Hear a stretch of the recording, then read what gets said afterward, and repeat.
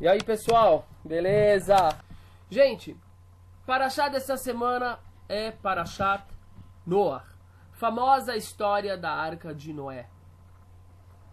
E essa é uma Parashá que tem tanto ensinamento, inclusive essas parshiot, essas porções semanais da Torá, do livro de Gênesis, de Bereshit, elas têm uma força de mensagem fora do comum. Por quê? Porque elas falam principalmente de indivíduos que foram muito grandiosos e que fizeram tanta diferença em sua época que até hoje são ícones. Por outro lado, muitas pessoas têm essas histórias de Gênesis que são grandiosas como fábulas infantis. Então, por exemplo, hoje em dia, você pode chegar para uma pessoa e falar para ela sobre a Arca de Noé, ela vai rir. Ela vai achar a Arca de Noé uma coisa infantil. Não é verdade? Mas, por que isso? Porque muitas pessoas se referem ao estudo da Torá de forma infantil. Agora, onde começa a Parashá de Noah? As pessoas vão falar, Moré, você pirou? Parashá de Noah começa onde ela começa, no começo dela. E a resposta é, isso não está certo. A Parashá da história de Noah começa ainda na Parashá passada, na Parashá de Bereshit, do Gênesis. Quando? Quando a Torá fala o seguinte: e foi que os seres humanos começaram a se multiplicar e tiveram filhas. Claro que tiveram filhas. E alguns homens poderosos, o termo que é usado ali é Bnei Elohim, para homens poderosos, que pode significar homens poderosos, pode significar anjos, mas eu vou ficar com essa interpretação dos homens poderosos.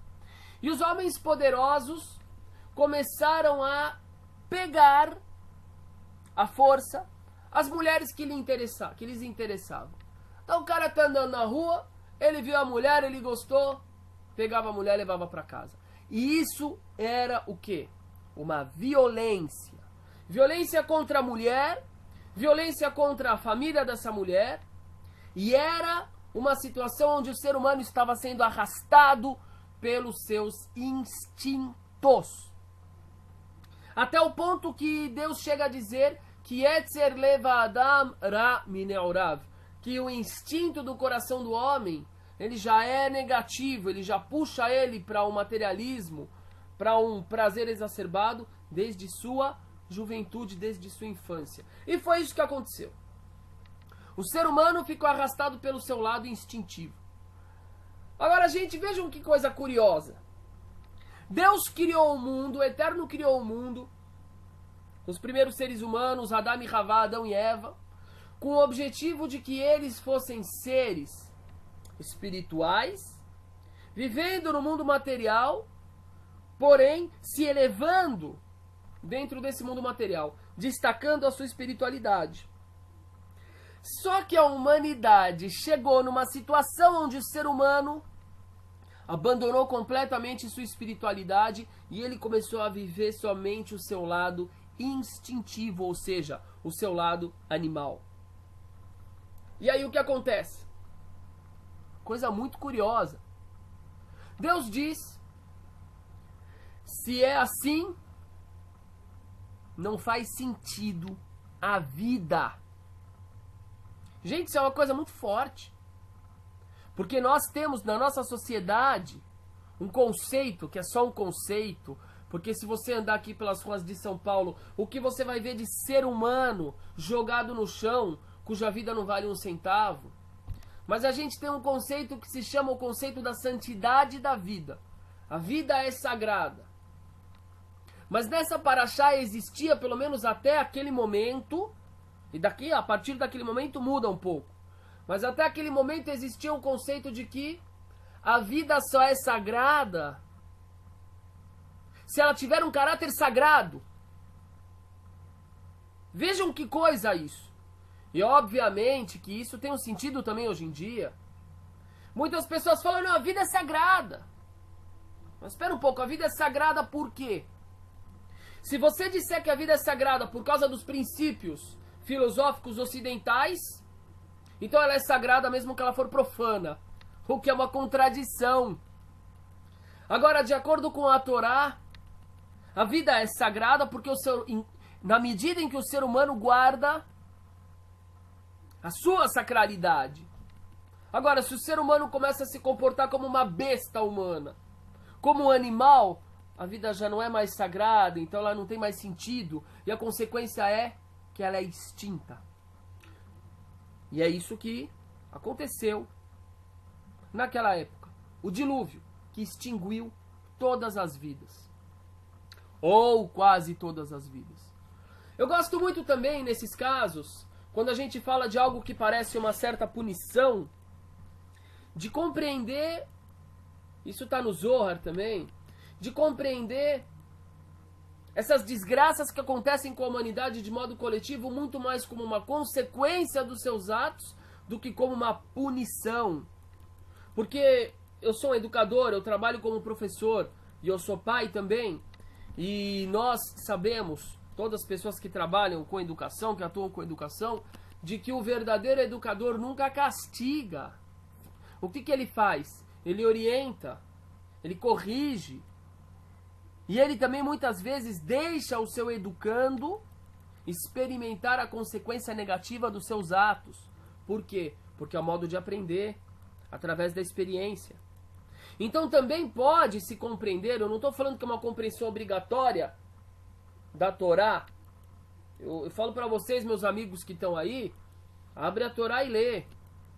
Eu estou propondo essa compreensão, a minha compreensão pessoal. Você pode compreender que não foi exatamente um castigo, uma punição, mas que foi uma consequência material do comportamento espiritual do ser humano, da sua decadência. Qual é a consequência?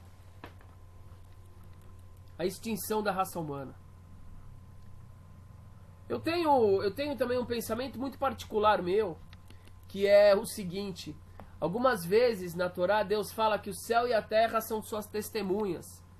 E ele fala claramente, chegará um momento onde a terra ficará dura como pedra, não dará seu fruto, e o céu ficará como se fosse o ferro, não vai cair uma gota d'água.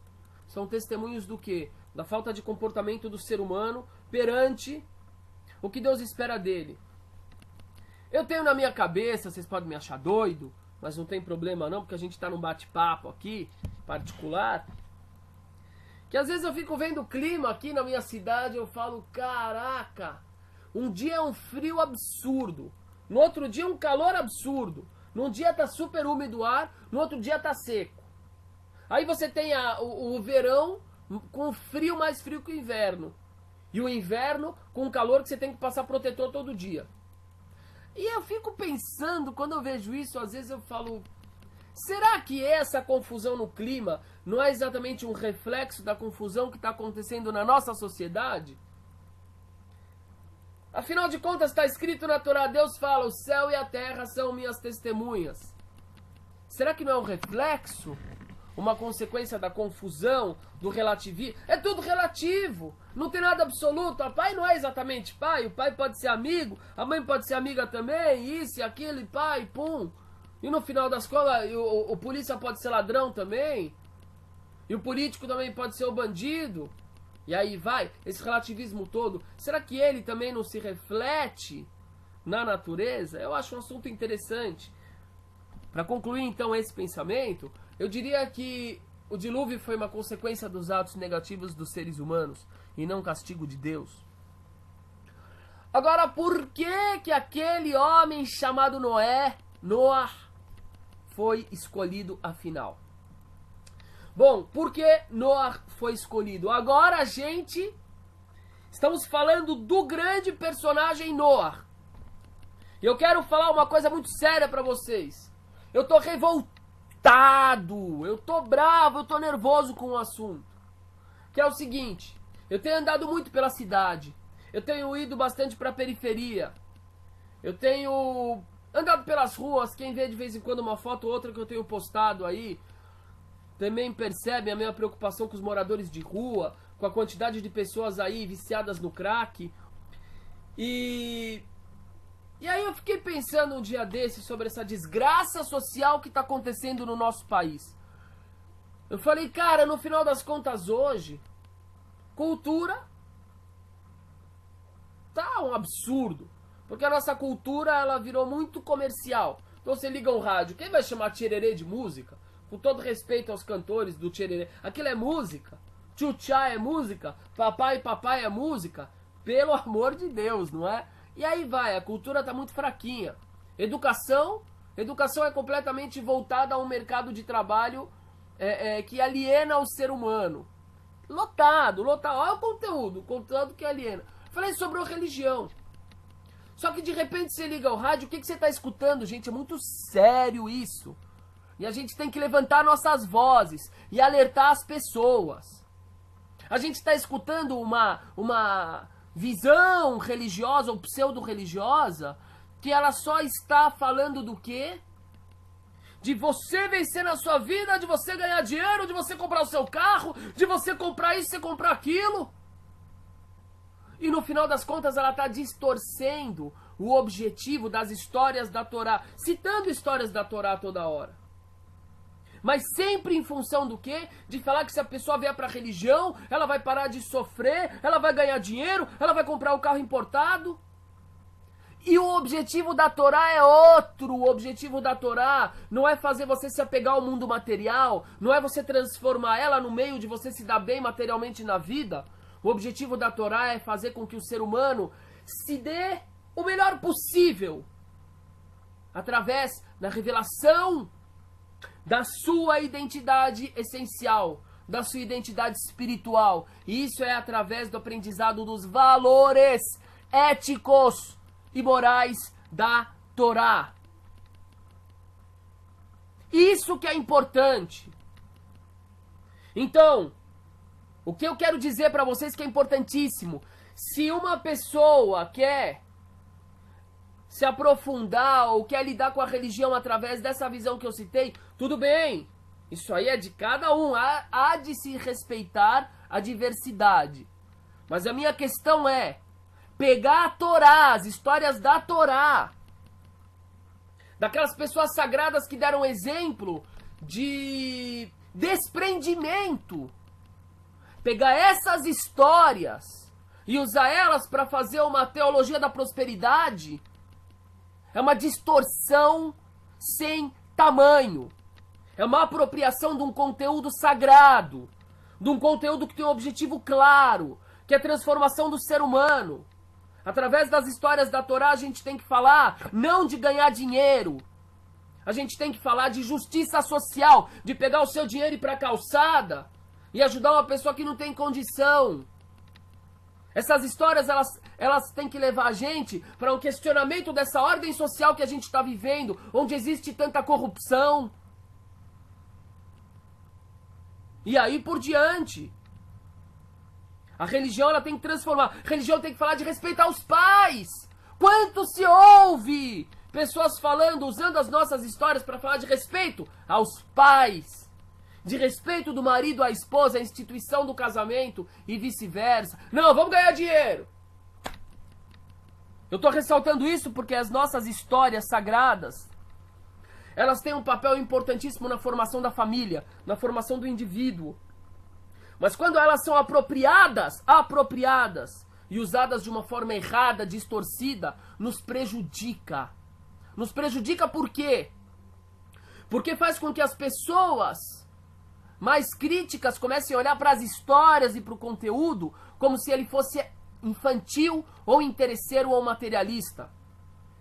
Então o que eu digo para vocês, cada macaco no seu galho. Você quer falar de uma ideia onde você acha que ter dinheiro é tudo na vida? Então cria a sua religião, mas não se apropria dos elementos de uma sabedoria divina que quer inverter a ordem do que a gente está vivendo. Uma sabedoria que quer ajudar o ser humano a transcender a necessidade da matéria. Sem desprezar a matéria, mas transcender a necessidade da matéria. Então vamos lá. Vamos para o Noé. Por que esse homem foi escolhido? Diz a Torá. Ve'ele toldot Noah. Essas são as gerações de Noah. Se a Torá está falando essas são as gerações de Noah, o que a gente deveria esperar? Que vai falar sobre os filhos dele imediatamente, não é? Só que a Torá ainda não fala dos filhos dele. Ela diz o seguinte. Noah ish tzadik. Noah não era um homem justo. Tamim haya bedorotav. Ele era um homem puro, pleno em sua geração. Eta Elohim italech Noah. Que frase é essa? Escutem o hebraico. Eta Elohim, com Deus, italech, caminhava Noah. Aí agora a Torá fala dos 3 filhos dele. Mas a primeira coisa que a Torá apresenta quando ela fala de Noah, quando ela fala das gerações de Noah, não são seus filhos físicos, são seus filhos espirituais, que são as suas ações. Ser justo, ser puro com Deus e caminhar com Deus. Isso, só essa frase já é uma mensagem tão poderosa, tão poderosa. Ela está falando o quê? O ser humano, quando parte desse mundo, ou quando ele é avaliado no mundo transcendental, de acordo com as suas gerações, primeiramente as suas gerações vão ser o quê? Ele mesmo. O que ele gerou nele mesmo? Noah gerou uma pessoa justa. Noah foi uma pessoa pura. Ele gerou em si mesmo uma pessoa pura, uma pessoa que caminhava com Deus. Agora sim a Torá pode começar a falar dos filhos dele. Mas antes, tem que falar dele. Porque os filhos dele, a forma como eles serão educados, só vai ter a ver com a forma como ele se educou. Então o que a gente vê? Se ele foi escolhido porque ele foi justo, eu tenho que ser o quê? Justo! O que a Torá ensina? Simples, gente. Simples. Eu vou no hotel, tem gente que fala, ele sai do hotel, ele volta pra casa, ele pega a toalha do hotel. Alguém fala, e você pegou sem querer a toalha do hotel, você trouxe pra cá. Não, era souvenir. Souvenir chama roubo. Roubo. Isso se chama roubo. Certo?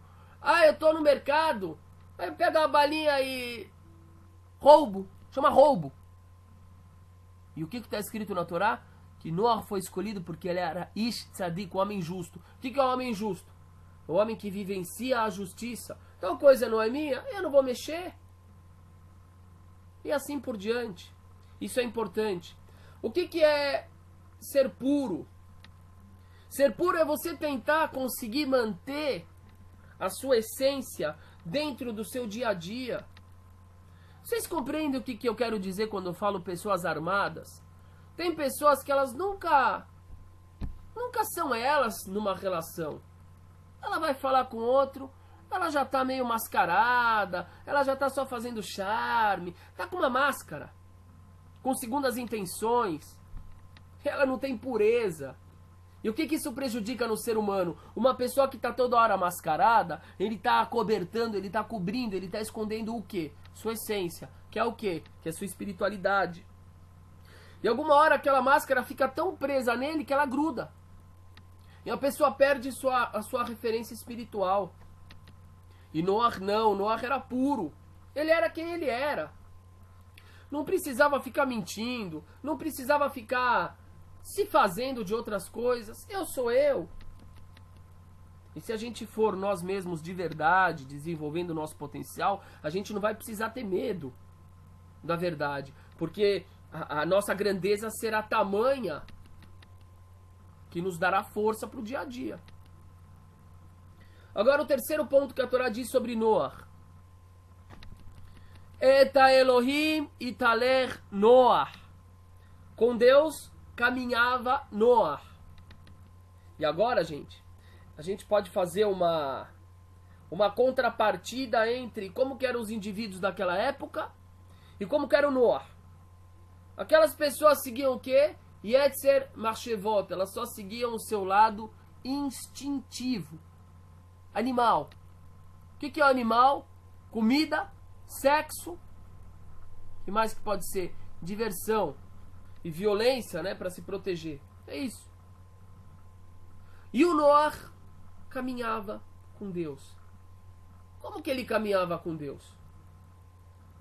Seguia a sua vocação espiritual, seguia a sua consciência e servia o meio no qual ele vivia.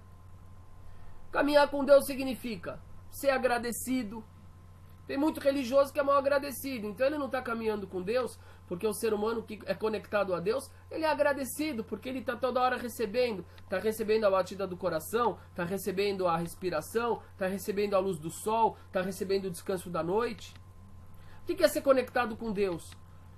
É ter confiança, é ter fé.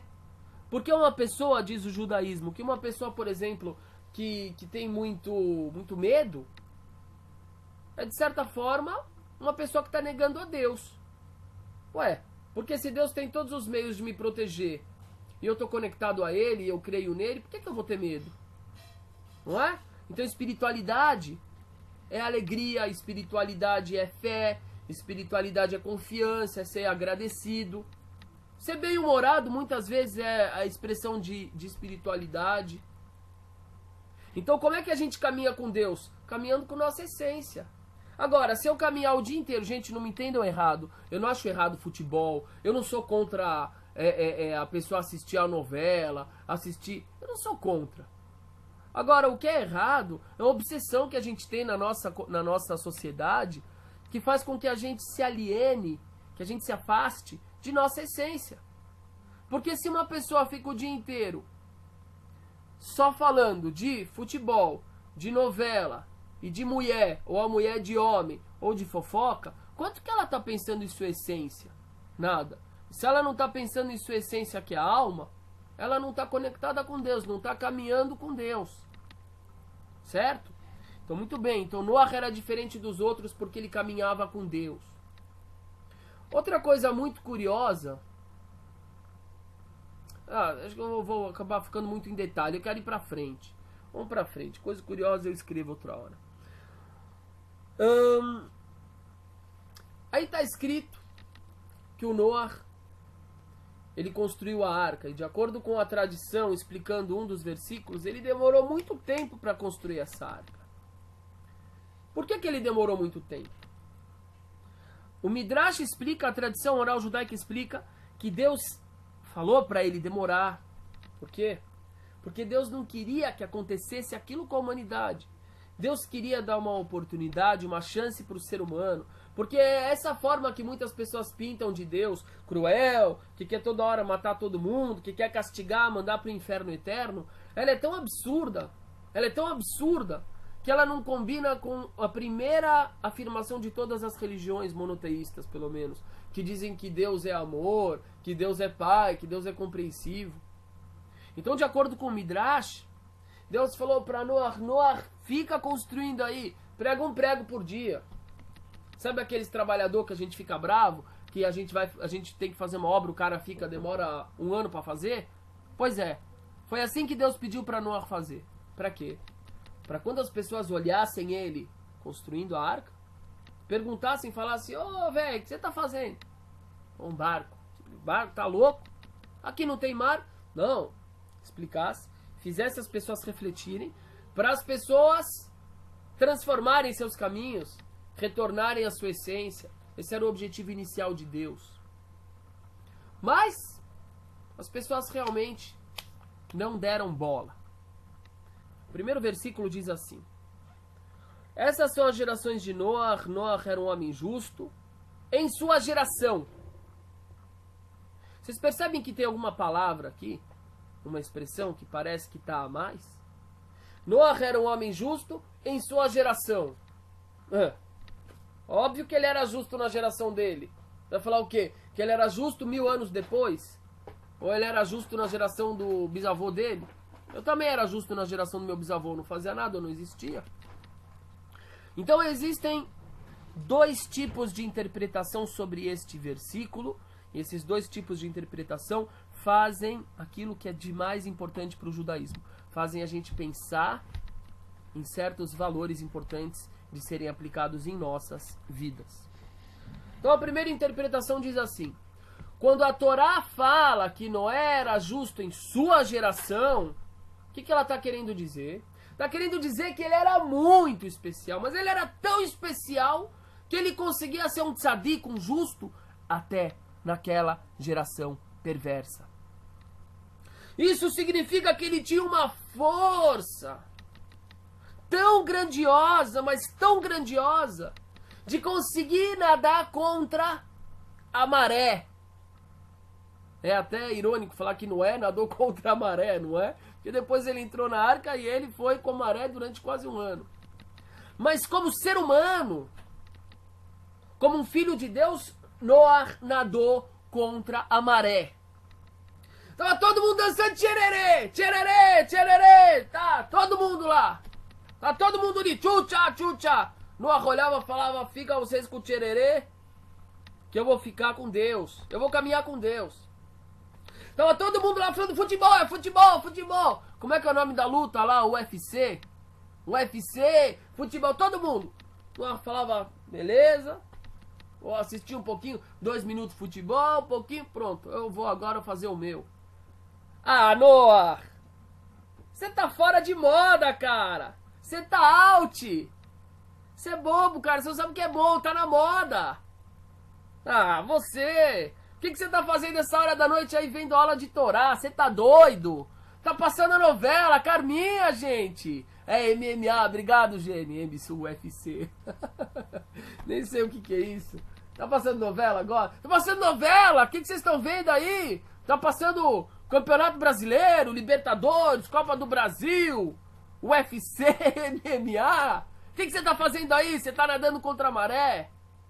Parabéns, porque você é um aluno de Noé, um discípulo de Noé. Então, diz essa opinião, que quando a Torá ressalta que Noé era um homem tzadik, um homem justo em sua geração, é um elogio, porque não somente ele era justo, mas ele era justo numa geração de perversos. Eita liçãozinha pra nossa vida, hein? Você tá fora de moda, que bom. Você não tá andando na moda, que bom. Eu vejo isso como um elogio. Quando moda significa coisas bobas sem sentido. A outra opinião, gente, presta atenção o que é a cultura judaica. Presta atenção. Presta atenção. Outra opinião fala assim. Quando a Torá fala que o Noé era justo em sua geração,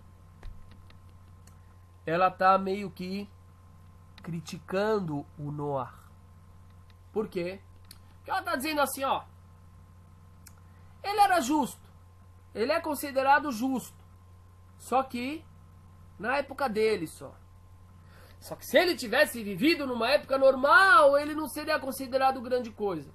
Mas numa época de pessoas tão perversas, tão ruins, ele é considerado justo. Tipo aquele ditado em terra de cego, caolho é rei. Ah, e diz a Torá por quê? Ou Midrash. O que faltou para ele fazer, para ele poder ser considerado um justo pleno? O Midrash diz, essa é outra opinião. Se ele fosse um justo completo como foi Avraham, ele intercederia junto a Deus pelo povo. Lembrem-se, quando o Eterno falou para Avraham, eu vou destruir Sodoma e Gomorra porque são cidades perversas. O que Avraham falou? Você lembra? Fala. Avraham não falou, Deus, show de bola, são pessoas do mal, são pessoas condenadas que devem ser executadas e punidas. Meu Deus, por favor, me dê uma granada para eu jogar dentro dessa cidade. Não.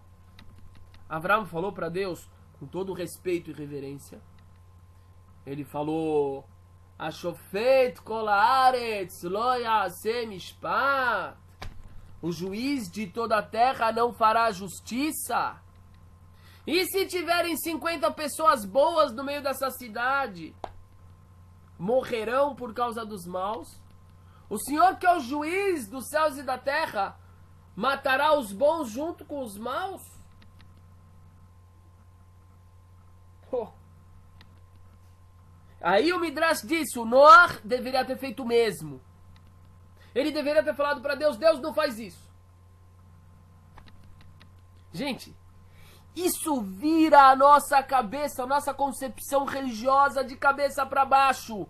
Porque eu falo para vocês, o judaísmo ele realmente tem uma visão de espiritualidade muito, muito, muito, muito, muito diferente do que todo mundo conhece, ou do que a maioria das pessoas conhecem, que é o ser humano não foi criado para ser passivo perante a Deus. O ser humano foi criado para ser prestem atenção nessa expressão que ela é poderosíssima, um parceiro de Deus na criação. Por que parceiro de Deus? Deus não precisa de parceiro. Verdade. Mas pelo nosso bem, para o nosso desenvolvimento, para o nosso engrandecimento, Deus quer que nós participemos do processo. Caso contrário, seria a mesma coisa que uma professora, por exemplo, dá um desenho para a criança e ao invés de falar para a criança pintar o desenho, vai sair feio, vai sair tudo rabiscado, vai sair fora do contorno na pintura, o que a professora falaria? Ah, pode deixar, não precisa pintar não, que eu já vou imprimir tudo colorido, ó que lindo para você. Ficaria lindo, mas qual seria o desenvolvimento da criança? Qual seria a satisfação da criança? Nenhuma. Mesma coisa. No nosso caso, o que Deus quer da gente? Que a gente interfira, que a gente faça parte do processo, que quando Deus propõe uma forma de atuação que a gente pense que seja rígida, que nós até tentemos, através de nossos méritos, através da nossa piedade para com o próximo, tentemos fazer com que Deus atue de outra forma. Foi isso que Abraham fez, foi isso que Moisés fez e teve sucesso. Moisés teve sucesso. Quantas vezes Deus não falou, vou destruir o povo de Israel? Moisés interferiu e Deus não destruiu.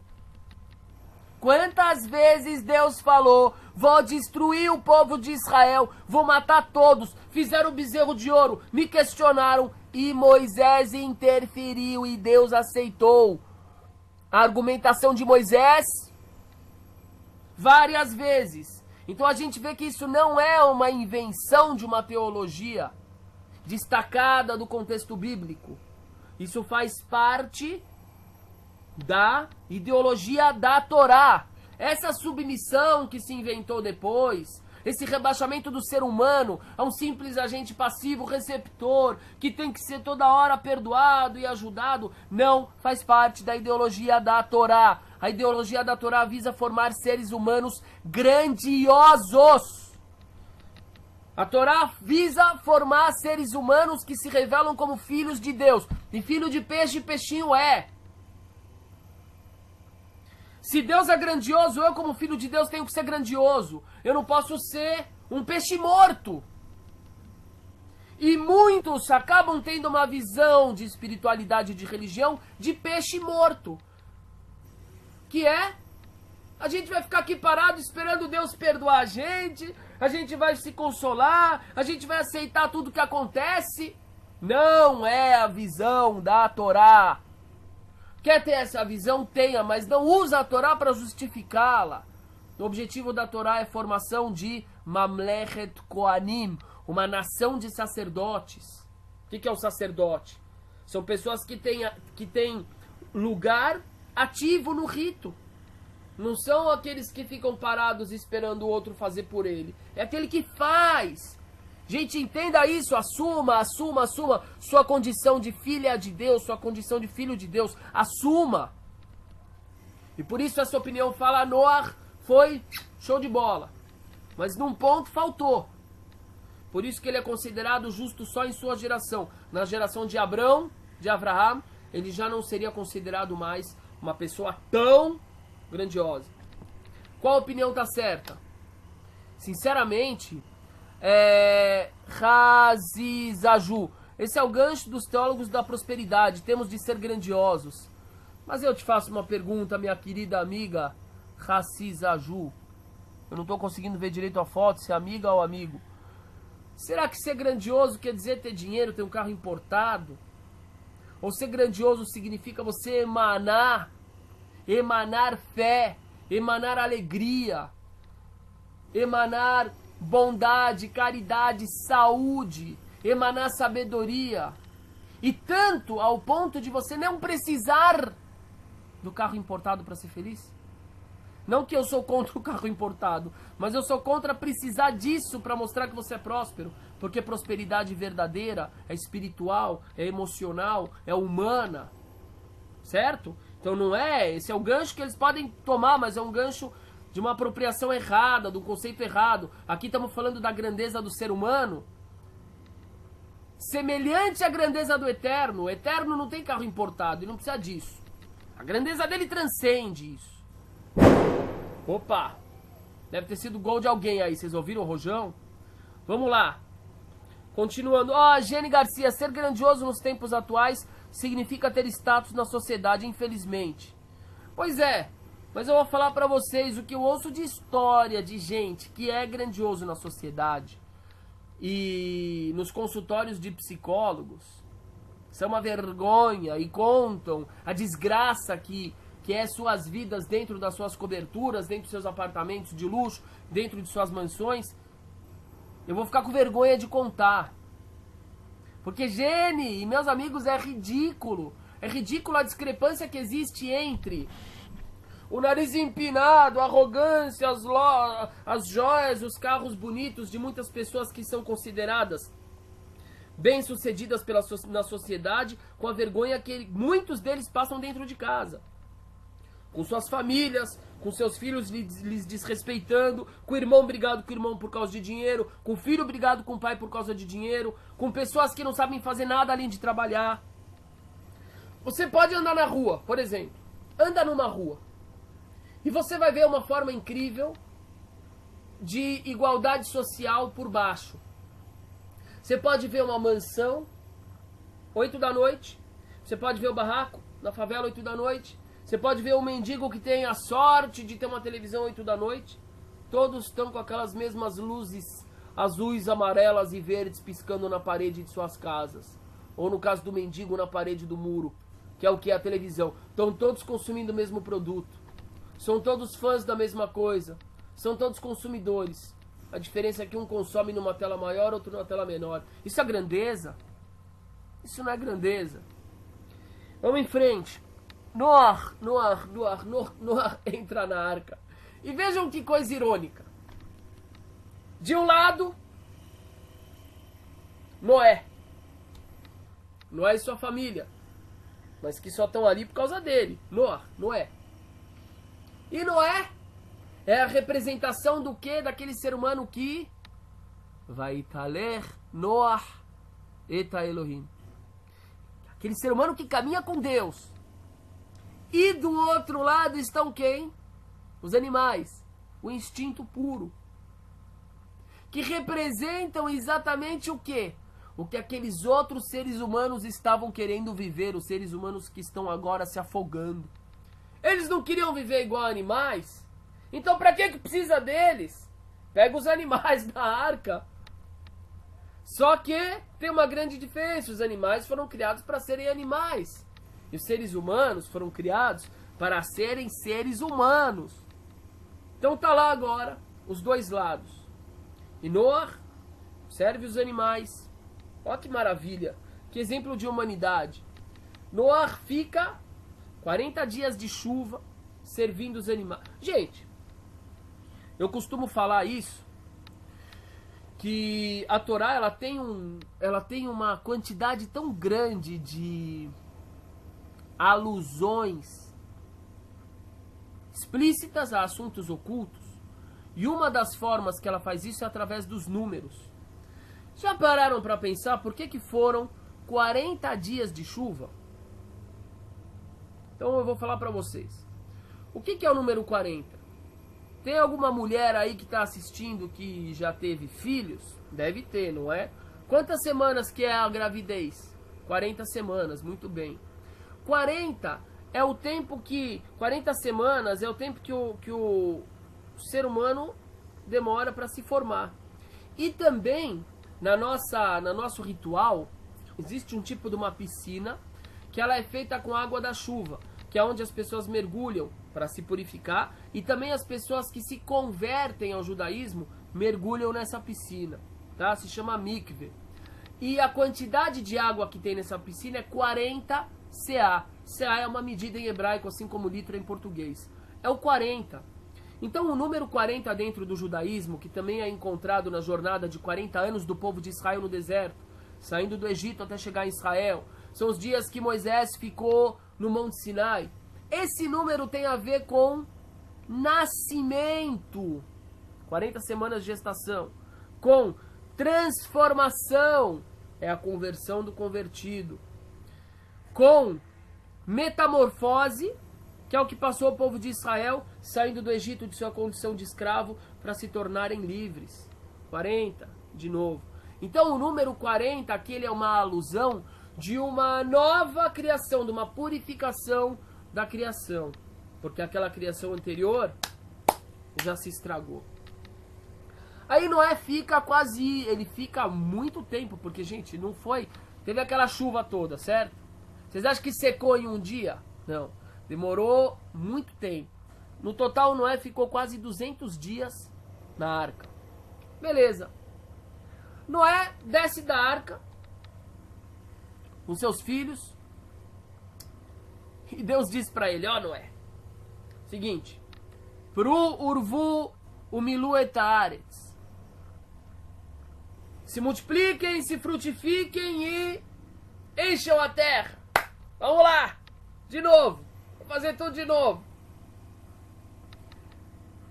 O que vocês acham que Noé pensou nessa hora?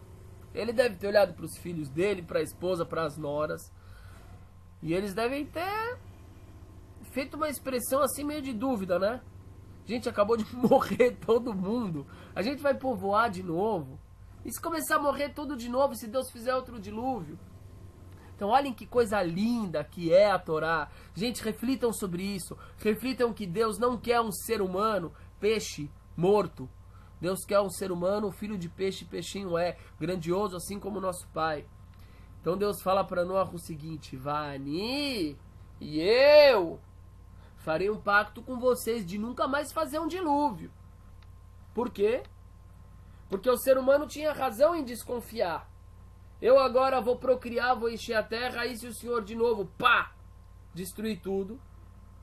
Então Deus, ao invés de fazer o que muita gente pensaria, que é agora jogar um raio na cabeça do ser humano, você vai para o inferno, não, ele falou, você tem razão, eu faço um pacto.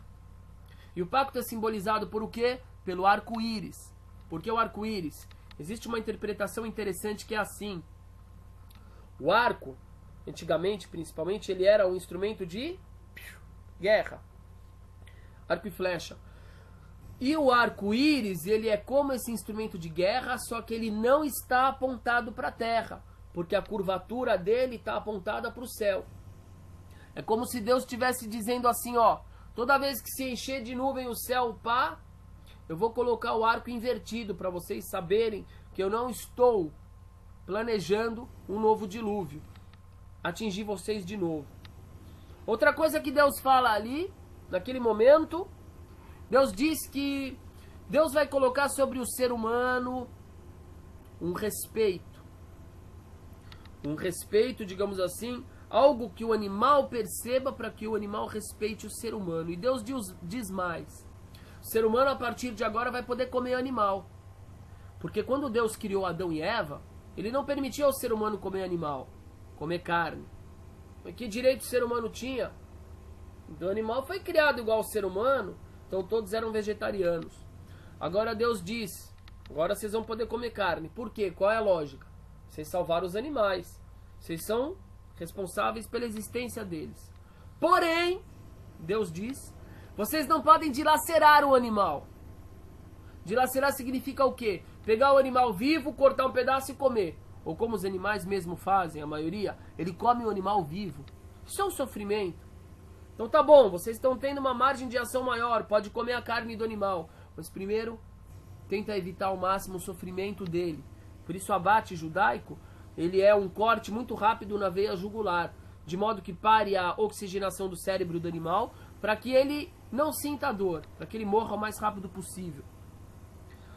Daqui a gente vê, não sei se vocês leram o texto que eu fiz nessa semana, essa semana foi ontem que eu fiz, sobre os filhos de Noé, que de acordo com o judaísmo existem preceitos que são para a humanidade toda. Porque o judaísmo acredita o quê?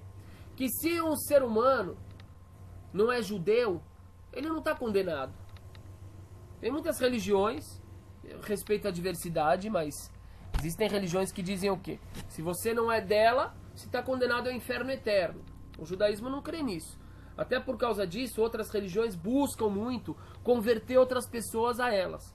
O judaísmo não busca isso. Por quê? Porque ele não acredita nessa condenação. Ele acredita no quê? Que cada indivíduo, independente de sua origem, não precisa ser judeu, ele pode se conectar ao eterno. Como? Crendo nele e guardando 7 princípios. Os 7 princípios que são as 7 leis universais dos filhos de Noé. Então, pelo judaísmo, se a pessoa crê em Deus e cumpre isso, ele já é um justo. Ele já está conectado com Deus. E ele já vai merecer a conexão espiritual com Deus após a morte. Depois, se quiserem ver esses 7 princípios, tá no meu Face aí, no texto que eu escrevi ontem.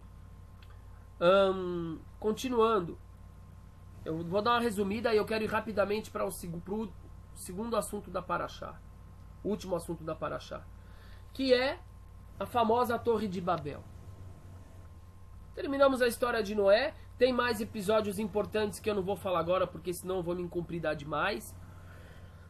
Mas terminamos a história de Noé e os filhos dele se multiplicaram, o mundo se encheu de gente de novo. Beleza. Chegou certo dia, tinha os mané ali caminhando. E de repente, alguém fez uma descoberta tecnológica fantástica. Deixava como é o nome do homem que morreu lá? Deus o tem em bom lugar. Sei lá, esse que inventou os tablets aí e tudo mais, eu não sei o nome. Steve Jobs. Deixava Steve Jobs no chinelinho. Chinelinho. Ih, descoberta tecnológica do Steve Jobs, o quê? Um homem descobriu naquela época como fazer pedras. É, pedra. O cara descobriu como fazer pedra. Cara, isso foi uma revolução. Porque pedra era matéria-prima para se construir uma casa, uma cidade, para se construir uma fortaleza, um muro. Só que esse cara descobriu como fazer pedra reta, pedra lisinha que se encaixa uma na outra. Qual era o nome dessa tecnologia? Barro, argila. Pra gente hoje é ridículo. Mas quando descobriram isso, foi uma revolução impressionante, que deu possibilidade de se fazer grandes construções. Aí, os caras que descobriram a pedra, alguém foi lá, comprou os direitos autorais, registrou e falou, ó, seguinte, a gente tem que fazer uma construção grande. A gente tem que fazer uma torre. Por que fazer uma torre? Vocês já pararam para pensar qual que foi o erro das pessoas que quiseram fazer a Torre de Babel? De novo, eu falo para vocês, gente. Essas histórias, elas são muitas vezes usadas de forma infantil. A gente aprende quando é criança, nunca mais reflete nelas. Mas essas histórias têm uma profundidade gigantesca. A Torre de Babel, o grande erro deles, está escrito na Torá, que eles falaram, Naaseh lanu Shem. Vamos construir uma torre e uma cidade e vamos obter para nós mesmos um grande nome, um renome. Não está escrito mais nenhum erro que eles podem ter cometido. Então, obviamente, o erro deles foi esse. Foi querer renome. Qual o problema do renome? Depende. Depende. Porque daqui uma Parashá, na semana que vem a gente vai ler a história de Abraham, que era um homem elevado, Abrão, que Deus falou para ele que uma das recompensas que ele receberia, uma das consequências que ele receberia por seguir a Deus, seria ter renome. Então qual que é o erro? Se Deus promete o renome para Abraham, para Abrão, por ele ter seguido a ele, por que agora o pessoal da Torre de Babel não pode ter renome? E Deus vai lá e destrói a torre e confunde as línguas de todo mundo. Babel vem da palavra bilbul, que é confusão. E daí se formam os povos que dão origem aos 70 primeiros povos do mundo. Qual que é o problema da vontade deles de ter renome? A resposta é fácil. Eles queriam ter renome. E por isso eles construíram a torre. E mobilizaram milhares de pessoas se aproveitando do seu trabalho. Era um totalitarismo. Um monte de gente trabalhando para um indivíduo ou para um grupo para eles terem renome. Abraham é diferente. Abraham era uma pessoa que tinha um valor intrínseco fabuloso. Abraham era o homem da fé. Abraham era o homem da bondade. Abraham era o homem dos valores. Abraham era o homem do amor ao próximo. Abraham era o homem que queria ensinar para o próximo sobre Deus. Abraham era o homem de família. Era o homem que amava sua esposa. Era aquele homem que dava uma importância gigantesca à família. Abraham era o homem que queria transformar a sociedade. Abraham é o homem que não se satisfez em viver na sociedade mais chique do mundo que tinha, que era a Babilônia. Que não se interessou em permanecer no Egito, que era outra sociedade mais chique do mundo. Que aceitou viver num estreito desértico que era Canaã e Israel. Então Deus fala para ele: Abraham, eu quero engrandecer teu nome. Porque engrandecer o teu nome significa o quê? Engrandecer as ideias, os ideais que você vive por eles. Então a distinção é simples. Quando uma pessoa tem valores importantes, quando uma pessoa tem ideais e tem atitudes importantes, a consequência de seu nome ser engrandecido é positiva, porque é uma consequência de sua grandeza. Diferentemente daquelas pessoas que querem, por qualquer custo, ter um nome famoso, e elas fazem o que for, que é o caso da torre. Então aí o que Deus fez? Destruiu a torre. Agora, uma pequena reflexão. Noé, vivia numa sociedade completamente corrompida. E Noé foi um contra a sociedade inteira. A torre era a sociedade inteira se corrompendo. Qual que foi a solução quando só tinha um homem positivo e a sociedade inteira ruim? Salvar esse homem específico e construir uma nova sociedade a partir dele. Qual é a solução quando você tem uma sociedade inteira corrompida? Nesse caso, qual foi? Dividir essa sociedade. Por quê? Porque ela estava sendo corrompida por uma liderança. Por lideranças, de acordo com o Midrash. Isso se chama totalitarismo. Então, contra o totalitarismo, a gente tem que ter o quê? Diversidade. Porque mesmo que dentro da diversidade você tenha linhas de atuação erradas, você preserva o todo de poder ter uma escolha própria. Então isso é muito importante. Agora eu quero concluir com um Midrash maravilhoso. O Midrash diz o seguinte: que a geração de Noé, qual foi o pecado deles? Foi o pecado de Hamas. Hamas significa em hebraico corrupção, opressão. Um ser humano roubava o outro, havia estupro, havia ameaças, havia assassinato. Isso era o pecado deles. Agora, qual que era o pecado da Torre de Babel? Eles queriam subir ao céu, a vaidade, eles queriam se igualar a Deus, eles queriam substituir Deus de certa forma, que é o mesmo pecado de Eva e Adão, quando eles aceitaram o fruto depois que a cobra falou que eles, ao comer o fruto, se tornariam semelhantes a Deus. Aí o Midrash fala assim, peraí, o pessoal da época de Adão estava pecando um ser humano contra o outro. E foram eliminados do mundo, não sobrou nada deles. Enquanto o pessoal da torre estava contra Deus. E Deus simplesmente só dividiu eles, separou eles e destruiu a torre e não matou ninguém. Qual a explicação? Diz o Midrash, prestem atenção pessoal, diz o Midrash que a união entre os seres humanos é algo tão importante para Deus, é tão agradável a Deus, que ela acaba protegendo os seres humanos de consequências piores que poderiam acontecer devido a seus atos. Então, no dilúvio, os seres humanos estavam uns contra os outros. Então eles não tiveram nenhum privilégio no momento em que a catástrofe veio sobre eles. Enquanto na torre, mesmo que o desafio deles era contra Deus, pelo menos Deus estava vendo seus filhos unidos em torno de uma ideia comum. E a união entre os seres humanos agrada tanto a Deus que naquele caso preservou eles da morte. Claro que o ideal não agradava a Deus, por isso ele os dividiu em vários povos. Então, gente, vamos pegar forte essas mensagens éticas, morais, de fé para o dia a dia da Torá, para a nossa construção, para que quando a gente chegar lá, para quando falarem da gente lá na outra dimensão e falarem: essas são as gerações de Jenny Garcia, essas são as gerações de Hassi Saju, quem mais está aqui? Eu só estou vendo o comentário dos dois.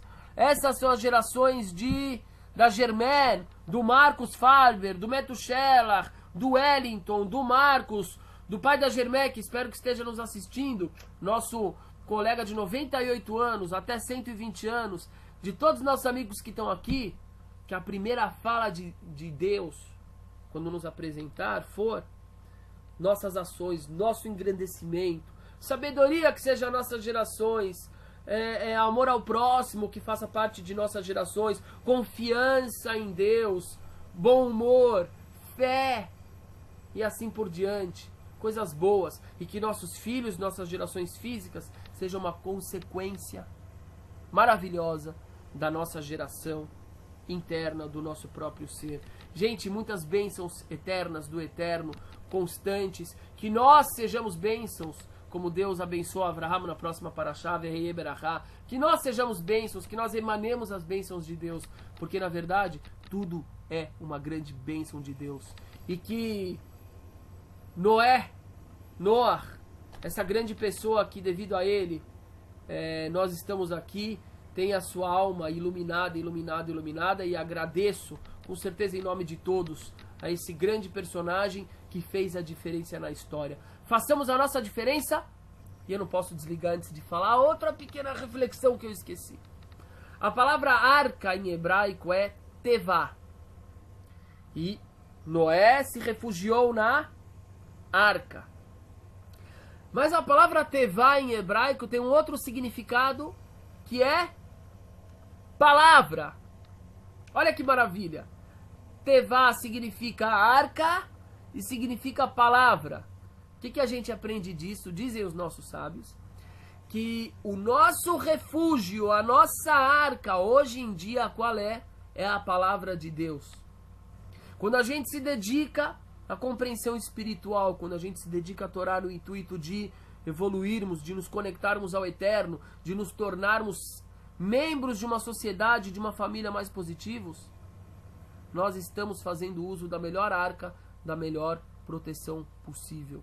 Então que nós aguentemos esse dilúvio que está acontecendo, esse dilúvio de falta de valores, de relativização, mas que a gente não aguente ele passivamente, que a gente faça igual a Avraham, que a gente tente interferir, melhorar, transformar, mas que também a gente se resguarde dentro da nossa arca, da palavra, da tevá de Deus.